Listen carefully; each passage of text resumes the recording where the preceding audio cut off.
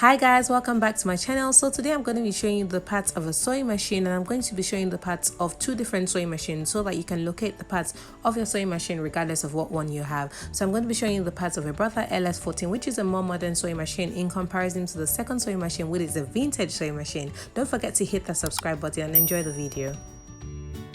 First up is the bobbin winder, which is basically used to put thread on your bobbin, and you can see that it looks different on both machines. However, most machines have a bobbin winder. The second part we'll be taking a look at is called a spool pin, and this is used to hold your spool of thread in place while sewing.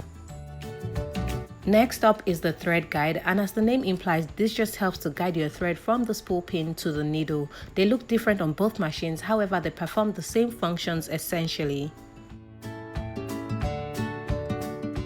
The next part is called the thread take-up, and this works together with the balance wheel while sewing. As you can see, when I roll the balance wheel, it goes up and down. Up next is the tension dial, and the tension dial is used to control the looseness and firmness of stitches by regulating the flow of the thread. The feed dog is the teeth-like part, and this helps to transport your fabric while sewing. The feed dog works together with the presser foot, and it helps you transport your fabric or move your fabric while sewing. The next part is the presser foot lifter, and basically this just helps to lift or lower the presser foot. The presser foot is an attachment that helps to hold the fabric flat while sewing. It works together with the feed dog to move the fabric while sewing.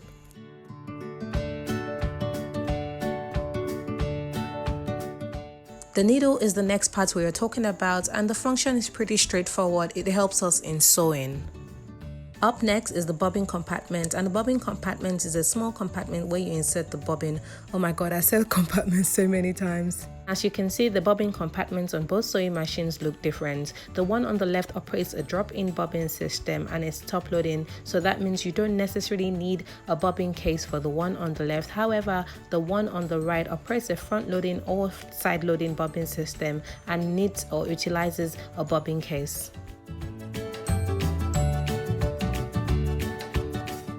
The balance wheel is used to slowly raise or lower the needle.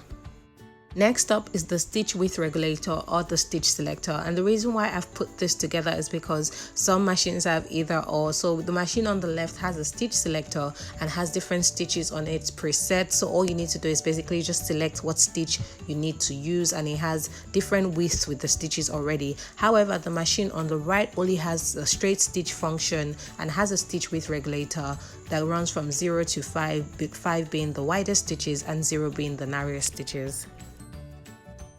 Up next is the reverse lever, and the reverse lever is basically just used to make reverse stitches, which can help you secure your stitches at the beginning and at the end. Alright guys, so basically I think we've come to the end and I've covered all the basic parts of a sewing machine. They both have the electric function, however I use the one on the right with a manual pedal and the one on the left is purely electrical. You can see that it has a switch somewhere there, just right at the base. Thank you so much for watching. I hope you enjoyed it. If you enjoyed this video, please give it a thumbs up. Please share and comment because I love to read from you. If there's anything specific you'd like to see me do, let me know in the comments below and I'll definitely consider it. If you haven't subscribed, please don't forget to hit that subscribe button. Thank you so much for watching once again, and see you in my next video. Bye.